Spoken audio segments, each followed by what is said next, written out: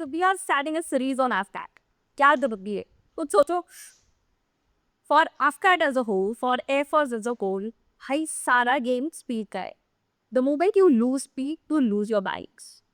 तुम्हें ना एक प्रेपरेशन रजीम के लिए एंकर्ड प्रेपरेशन रजीम की जरूरत है.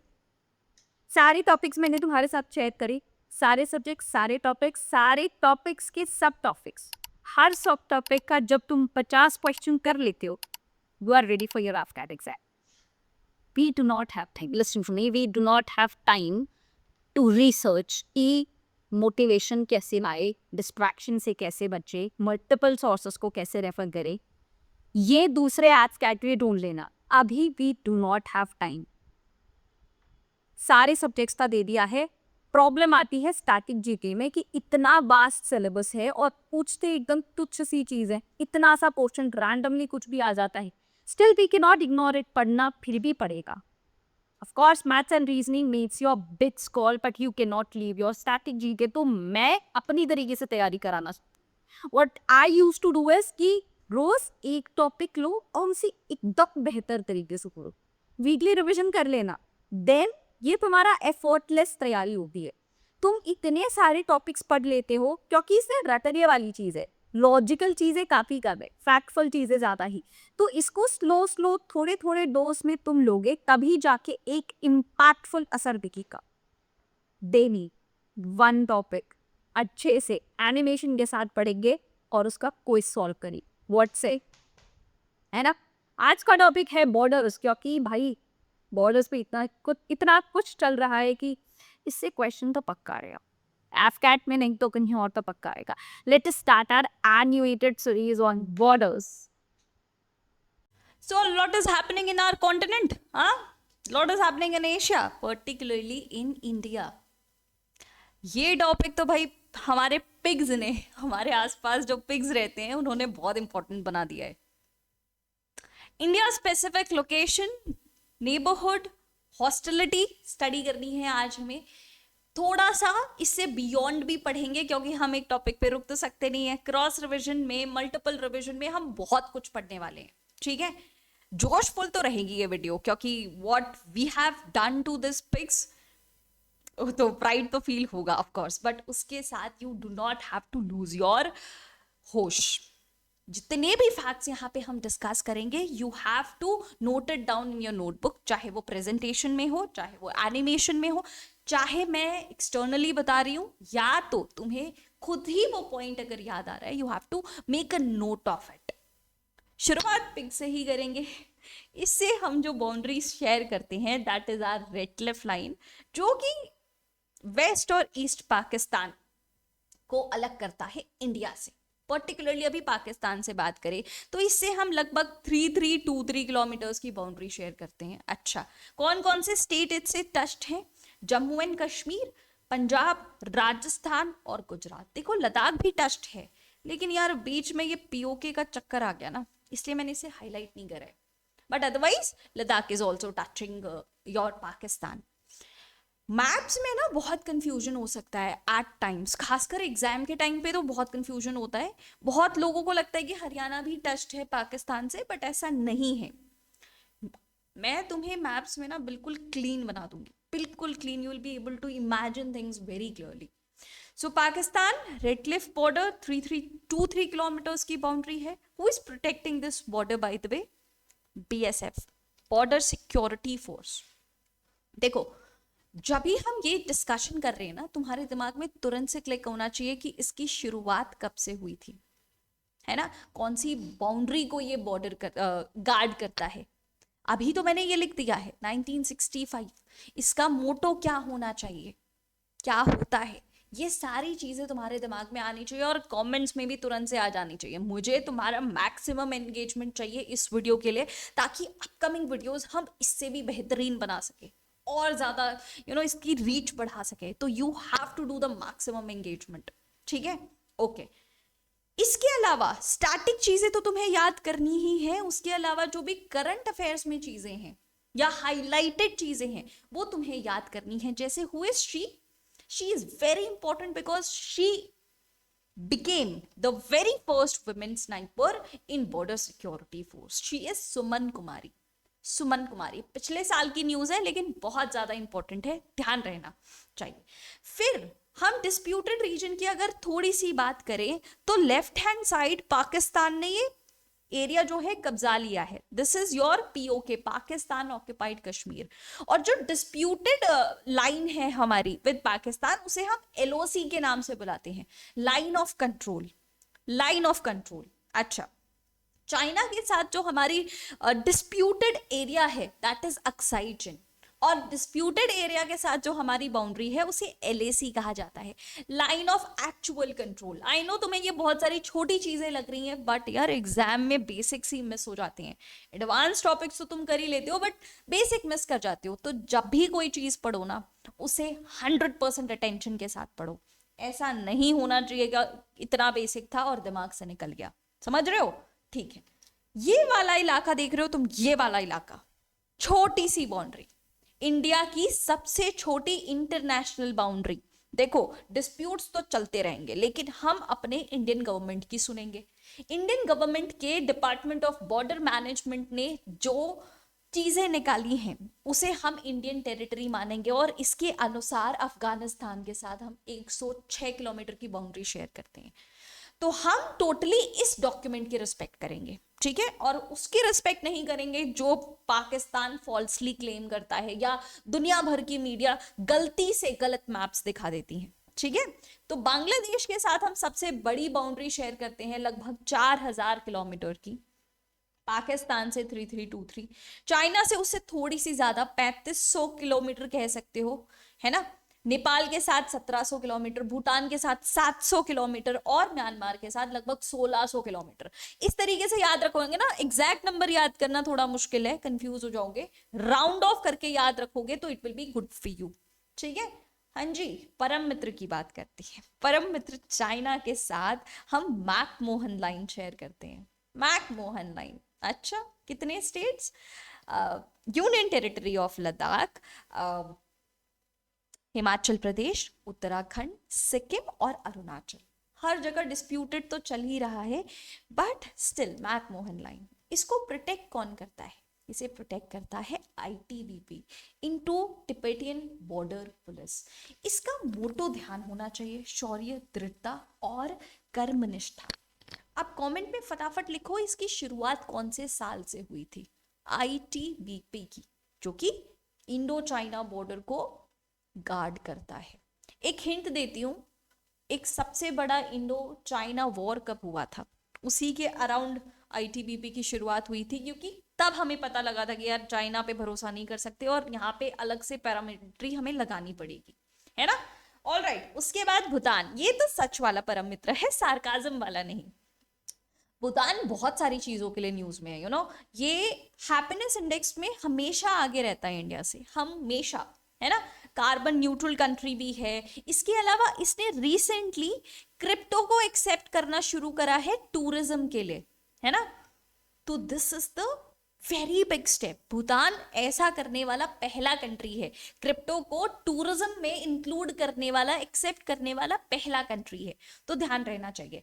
इससे कौन कौन से स्टेट हमारे टच होते हैं? सिक्किम, वेस्ट बंगाल, आसाम और अरुणाचल.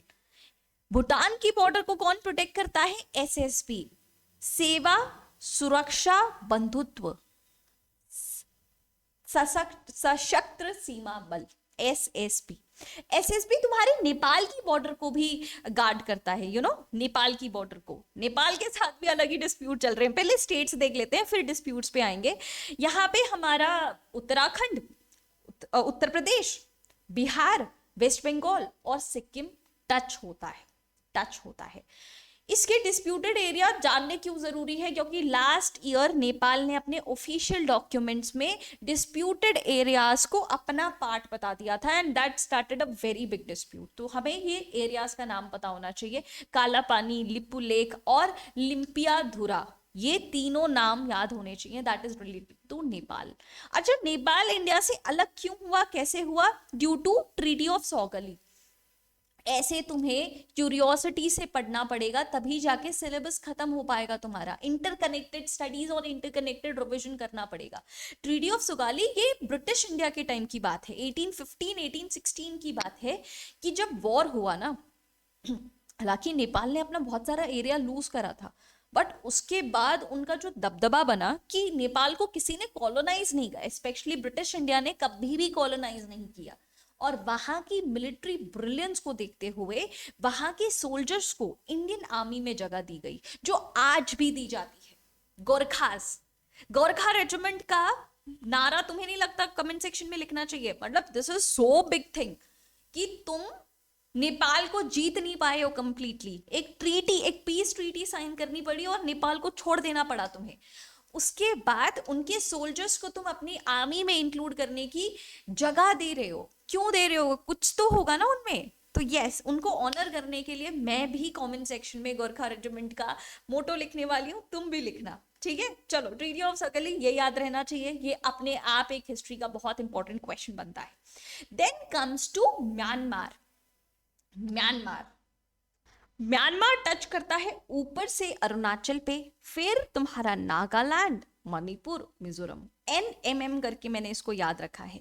मणिपुर बीच में आता है क्योंकि बीच, ये इलॉजिकल रीजनिंग तुम्हें, ट्रिक्स, इलॉजिकल ट्रिक्स, जब तुम सब्जेक्ट्स के साथ बहुत सारा टाइम स्पेंड करते हो ना, तो ऐसे ट्रिक्स निकल के आती है कि यार मणिपुर में बहुत सारे वायलेंस, बहुत सारा न्यूज चल रहा था ना, तो वो बीच में रहता है ना? क्योंकि 7 सिस्टर स्टेट्स जो है ना, उसमें बहुत कंफ्यूजन होता है लोगों को, तो कुछ ना कुछ ट्रिक लगानी पड़ेगी। मैं कराने वाली हूँ इसी वीडियो में, आगे कराने वाली हूँ तुम्हें 7 सिस्टर्स। तो भाई नागालैंड, मणिपुर, मिजोरम से म्यांमार तुम्हारा टच होता है। कौन गार्ड करता है इसको? आसाम राइफल्स। आसाम राइफल्स सबसे पुरानी पैरामिलिट्री है। तुम मुझे कमेंट सेक्शन में इसका मोटो तो बता ही रहे हो, स्टार्टिंग से ये भी बता दो कि शुरू कब हुई थी। ओल्डेस्ट है ये मैंने बता दिया, शुरू कब हुई थी ये तुम बता रहे हो, ठीक है? ओके। उसके बाद बांग्लादेश, जिसके साथ हम सबसे बड़ी बाउंड्री शेयर करते हैं, सबसे बड़ी बाउंड्री शेयर करते हैं। Of course west Bengal, of course तुम्हारा असम, असम, मेघालय, त्रिपुरा, और सबसे नीचे क्या था? मिजोरम। तो इतने स्टेट्स हमारे बॉर्डर करते हैं बांग्लादेश से। भाई असम के सीएम ने, पहली बार ऐसा हुआ है कि किसी स्टेट के सीएम ने इंटरनेशनल लेवल पे धमकी दी हो। असम के सीएम ने बांग्लादेश को बोल दिया कि भाई तुम क्या कोशिश कर रहे हो हमारा चिकन नेक उड़ाने का। मतलब बांग्लादेश कॉन्स्पिरेसी कर रहा है चाइना के साथ कि यार एक 3 फ्रंट वॉर ला देते हैं, एक साथ पाकिस्तान, चाइना और बांग्लादेश अटैक करेगा इंडिया पे, चिकन नेक इनका उड़ा देते हैं ताकि ईस्टर्न स्टेट से बिल्कुल मेनलैंड इंडिया डिस्कनेक्ट हो जाएगा। तो ये ग्रेटर बांग्लादेश का एस्पायरेशन रखते हैं बांग्लादेश वाले। तो भाई असम के चीफ मिनिस्टर ने आके बोला कि हमारा एक चिकन नेक जो है ना, भाई तुम्हारे पास 2 चिकन नेक है, एक यहाँ पे, एक यहाँ पे, है ना, चित्तौरागढ़ के पास। ये ब्लॉक हो गया ना, तुम्हारे पास तो एयरफोर्स भी नहीं है। चलो पाकिस्तान के पास कुछ तो था बोलने के, लेकिन न्यूक्लियर पावर है, ये है, वो है। बांग्लादेश के पास कुछ नहीं है, फिर भी बोल रहे हैं। मतलब व्हाट इज दिस यार? मतलब ठीक, अच्छा गया असम के चीफ मिनिस्टर ने ये बात बोल दी। तो this is very important, we share the longest boundary with Bangladesh. अच्छा, कौन इसको गार्ड करता है? Again BSF। क्यों? क्योंकि ये भी रेड क्लिफ लाइन ही है। क्यों? रेड क्लिफ लाइन बनाई कब की थी? इंडिपेंडेंस के टाइम पे 1947 में पाकिस्तान को इंडिया से अलग करने के लिए रेड क्लिफ लाइन बनाया गया। और बांग्लादेश पहले पाकिस्तान का ही तो पार्ट था ना, इट वाज ईस्ट पाकिस्तान। फिर 1971 में जब बांग्लादेश बना, लेकिन बाउंड्री का नाम तो सेम ही रह गया, रेड क्लिफ लाइन। तो पाकिस्तान और बांग्लादेश दोनों की बॉर्डर को ही BSF, border security force, guard करता है। ठीक है, बात समझ में आ गई? All right. अब नेक्स्ट, ऑल ओवर देखे, I want you to focus everywhere. तुम इतने स्मार्ट और शार्प इनफ होने चाहिए हो कि तुम्हें पता होना चाहिए ये गैप किस चीज का है। क्या ये वर्ल्ड की लार्जेस्ट लेक कैस्पियन सी है? हाँ जी। क्या ये गल्फ है? ये गल्फ कंट्रीज है? हाँ जी बिल्कुल। क्या ये दुरंत लाइन है? हाँ जी बिल्कुल। ये मंगोलिया, ये कजाकिस्तान, ऊपर तुम्हारा रशिया हो जाएगा, साइड में तुम्हारा यूक्रेन हो जाएगा। ये टर्की को तो अब हम छोड़ेंगे नहीं, जिसको हम बॉयकॉट करते जा रहे हैं, है ना। Turkey and Russia are countries जो यूरोप और एशिया दोनों में आते हैं, है ना। ठीक है, यहाँ पे अगर सीरिया दिख रहा है, यहाँ पे कहीं पे तुम्हारा इजराइल भी होगा, यहाँ पे मेडिटेरेनियन सी भी होगा, है ना। ये सारी चीजें तुम्हें ध्यान होनी चाहिए। ऑल राइट, नेक्स्ट अगर बात करें, इस क्वेश्चन का आंसर तुम कमेंट सेक्शन में देने वाले हो। In India how many states and union territories have more than 2 international boundaries. अब तुम यहाँ पे गलत मार्क करोगे, इसलिए जो सही मार्क करेगा उसमें मैं स्पेशल टिक मार दूंगी, ग्रीन वाला टिक, तो आप समझ जाना कि वो सही आंसर है, क्योंकि आई एम टेलिंग यू इसमें तुम गलती करने वाले हो। ऑल राइट, नेक्स्ट, सारे स्टेट्स को अच्छे से देखो, किसको क्या बाउंड्री करता है, किसकी कितनी डोमेस्टिक, ये क्वेश्चन भी आ सकता है कि किसकी सबसे ज्यादा डोमेस्टिक बाउंड्रीज हैं। ये भी मुझे कमेंट सेक्शन में नोटिस करके ऑब्जर्व करके बताओ कि कौन से इंडियन स्टेट की सबसे ज्यादा डोमेस्टिक बाउंड्रीज हैं। फिलहाल फोकस करते हैं 7 सिस्टर्स पे, क्योंकि ये एक ऐसा पोर्शन है जहां पे बहुत लोग कंफ्यूज हो जाते हैं। स्टेट्स और कैपिटल इसके देखते हुए चलते हैं और इसकी बाउंड्री तुम नोटिस करते हुए चलना, ठीक है। ये सीडीएस का बहुत फेवरेट क्वेश्चन है। सबसे पहले तुम्हारा ये आसाम, जिसका कैपिटल गुवाहाटी नहीं है, दिसपुर है, ठीक है। देन कम्स योर अरुणाचल, जिसका कैपिटल ईटानगर है, Itanagar, okay. Then comes your Nagaland, जिसका कैपिटल कोहिमा है। Then comes your Manipur, Manipur का कैपिटल इम्फाल है। मणिपुर से रिलेटेड बहुत सारी चीजें इंपॉर्टेंट है, क्योंकि यहाँ पे इमरजेंसी भी लगी थी अभी, है ना।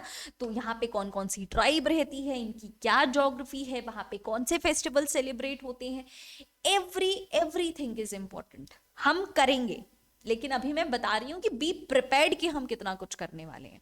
देन कम्स योर मिजोरम, जिसका कैपिटल ऐजवाल है। Then comes your Tripura, Agartala, Meghalaya, Shillong, और फिर एक ब्रदर कंट्री, ब्रदर स्टेट बोला जाता है सिक्किम को, जिसका कैपिटल क्या है, गैंगटॉक। तो हमारी 7 बहनों का एक भाई है, ठीक है, सिक्किम।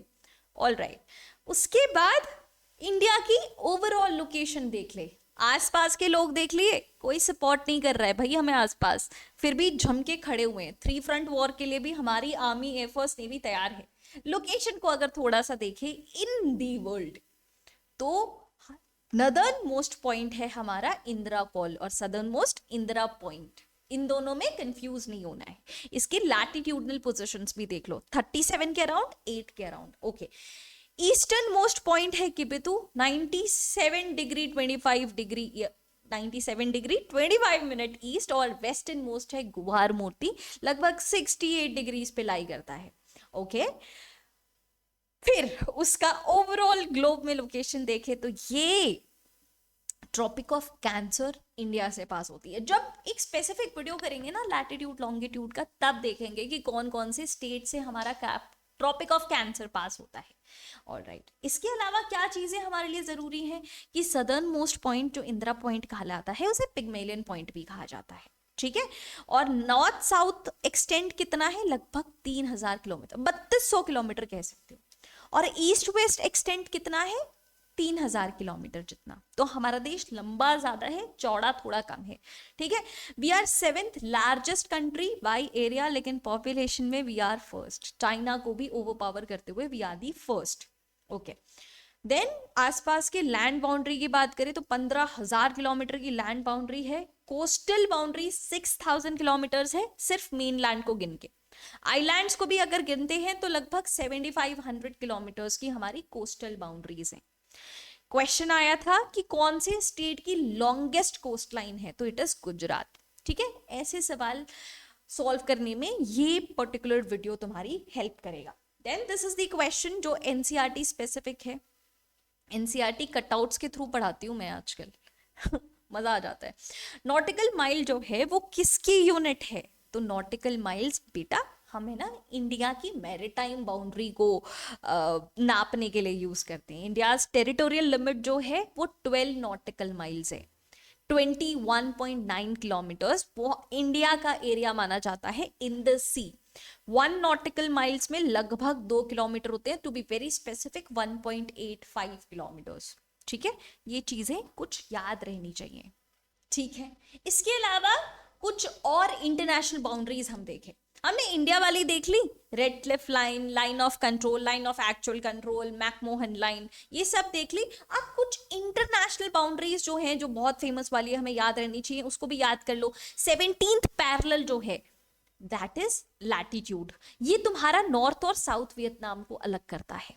20th पैरेलल तुम्हारा लिबिया और सूडान को अलग करता है। 22nd, चलो let me tell you the most important one, जिसके क्वेश्चंस मैंने देखे हैं। 49th पैरेलल बहुत ज्यादा इंपॉर्टेंट है, यूएस और कनाडा को अलग करता है। डूरंड लाइन तो मैं बता चुकी हूँ, पाकिस्तान अफगानिस्तान को अलग करता है। हिंडनबर्ग लाइन पोलैंड और जर्मनी को अलग करता है। जर्मनी यहाँ है, पोलैंड यहाँ है, यहाँ पे तुम्हारी हिंडनबर्ग लाइन है। McMahon line we know, India China. Maginot line Germany और फ्रांस, ये जर्मनी था हमारा, यहाँ पे तुम्हारा फ्रांस लाई करता है, तो ये तुम्हारा मैगिनॉट लाइन हो गई। इस तरीके से मैं पढ़ाई करती हूँ, पता है, जब तुम शेप्स बना के फ्लो चार्ट में डायग्राम बना के करते हो ना, तो that really helps you. Russia और फिनलैंड के बीच में तुम्हारी मैनरहेम लाइन है, रशिया और फिनलैंड। यहाँ पे अगर तुम्हारा पोलैंड है तो यहाँ पे रशिया है ना, यहाँ पे तुम्हारा फिनलैंड हो जाएगा और यहीं पे तुम्हारी मैनरहेम लाइन हो जाएगी। पोलैंड और जर्मनी के बीच में एक ऑर्डरनेसी लाइन भी है, ठीक है। बाकी सिगफ्रिड लाइन फ्रांस और जर्मनी के बीच में, मतलब एक दो कंट्री के बीच में मल्टीपल लाइंस का नाम भी हो सकता है, जैसे हमारा लाइन ऑफ कंट्रोल और रेड क्लिफ लाइन दोनों है ना, उस तरीके से भाई जहां जमीन होगी वहां पे झगड़ा तो होने ही वाला है ना। दो भाइयों के बीच में होता है तो दो कंट्रीज के बीच में नहीं होगा क्या? हाँ। Blue line is between Lebanon and Israel और green line is between republic of Cyprus and Turkish Cyprus. तो इतनी चीजें तुम्हारे लिए इंपॉर्टेंट है। पहली वीडियो के लिए शायद इतना काफी है। इस तरीके से हम लगभग रोज स्टैटिक जीके करेंगे और ये कंप्लीटली तुम्हारी एनर्जी पे डिपेंड करता है। तुम्हारी एनर्जी से मुझे एनर्जी मिलती है। तो do right about this video कि हम और क्या इंप्रूव कर सकते हैं और कैसे आगे बढ़ सकते हैं और क्या तुम्हारे डाउट्स है जिस पे मुझे वीडियो बनाना चाहिए। रेस्ट खासकर मैथ्स और रीजनिंग की बात करें, जो मैंने तुम्हें हर टॉपिक दे रखा है ना, कहाँ से करने वाले हो तुम? 799 के कोर्स से करने वाले हो भाई। ये एक रिकॉर्डेड क्लास है, अपने पेस पे सारे टॉपिक्स खत्म करते जाओ। परसेंटेज के 10 टाइप्स कराए हैं, रेशियो प्रोपोर्शन के 7 टाइप्स कराए हैं, प्रॉफिट लॉस के 10 टाइप कराए हैं। ये पूरा तुम इस कोर्स से खत्म करने वाले हो। क्या बोला था मैंने? एंकर्ड प्रिपरेशन चाहिए, एंकर्ड प्रिपरेशन। मैं यहाँ पे स्टैटिक जीके कर रही हूँ, मुझे रोज रिपोर्ट चाहिए कि तुमने मैथ्स में कितना पढ़ा, रीजनिंग में कितना पढ़ा, इंग्लिश में कितना पढ़ा। This is the very same course जहां से इंग्लिश के 50% से ज्यादा वो कैप के वर्ड्स रिपीट हुए हैं। आई मीन इट, 50% से ज्यादा। ठीक है, कहाँ मिलेगा भाई? Scan this thing up, scan this thing up. ये एंड्रॉइड वालों के लिए है, iOS वाले क्या करेंगे? डिस्क्रिप्शन में लिंक है, जाके डाउनलोड कर लो। You will get that app और भाई स्टार्ट करो एफकैट की तैयारी। चलो कल मिलते हैं एक नए टॉपिक के साथ, तब तक गुड बाय, जय हिंद।